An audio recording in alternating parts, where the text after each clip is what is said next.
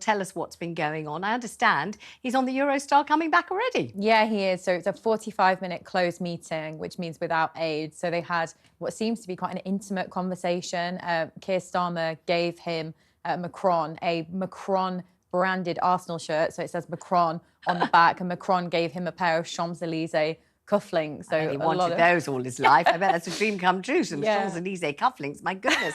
But what were they talking about? Does anyone know? Or is the whole point of having a meeting in camera that nobody knows? No, so we have had some reports about what's come out of the meeting. Apparently no conversations about Brexit, although the reports are slightly differing on that. What they obviously will have talked about is trade, migration. And also the interesting point here is that, as you said, it's breaking with international protocol. So presumably the reason why Macron is having this meeting with Keir Starmer is he's got a strong belief that Keir Starmer will be the next Prime Minister. So what I assume they will have spoken about a lot is the future of diplomatic relations between Britain and France, which have been frosty for a while now since Brexit. You know, is Keir Starmer looking to really ally himself with Macron? They've certainly got more similar politics than, say, Rishi Sunak does with Macron, who's much more of a kind of moderate figure seen in France than Rishi Sunak would be. Is this signalling the kind of international diplomat of Keir Starmer as he, you know, wants to take the keys to number 10? Quite possibly. Is that a good look for Keir Starmer, though, with potential Labour voters in the election? Will they like the idea of seeing Sir Keir Starmer huddling up with Emmanuel Macron? Will they think that's a good thing? Will that be what they want to vote for? I think so. I think what this really gives off is that kind of impression of statesmanship. This is really what people want to see. They want to see this,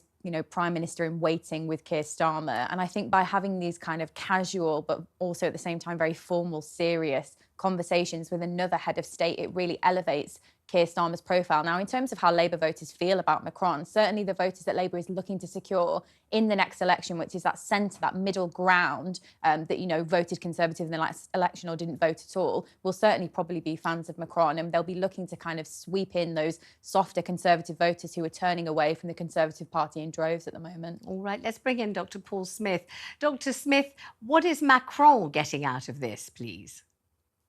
Well, I think Macron is, as Frankie said, is hedging his bets in the sense that he's estimating that Keir Starmer has a pretty good chance of winning the general election in late 2024.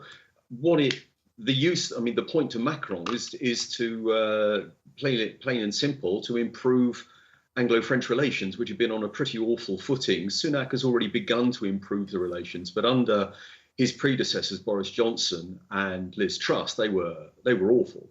And not to put too fine a point on it, and Macron wants a good relationship with Britain. This isn't just about the relationship with the European Union. This is about, you know, the bilateral relationship between France and Britain, which is an awfully important relationship across all kinds of domains, security and defence policy, for example.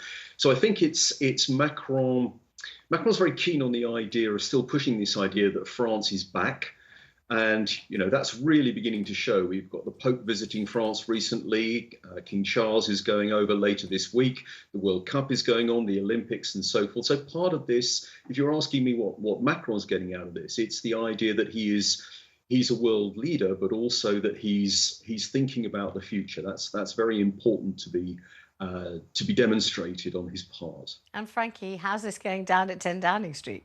Well, I can imagine they're not particularly happy. What Macron has done here really is he's hedged his bets in terms of who he wants to, I guess, irritate the most or irritate the least. And he clearly, or at least his advisors clearly believe that Keir Starmer will be the next Prime Minister. So then what impression does that give to people who are in 10 Downing Street? You know, the French government doesn't think you're going to be carrying on for much longer. So will this mean that Rishi Sunak has a harder hill to climb with Macron? Or equally, will it mean that Macron will find himself shot in the foot when it comes to Rishi Sunak for the next few months?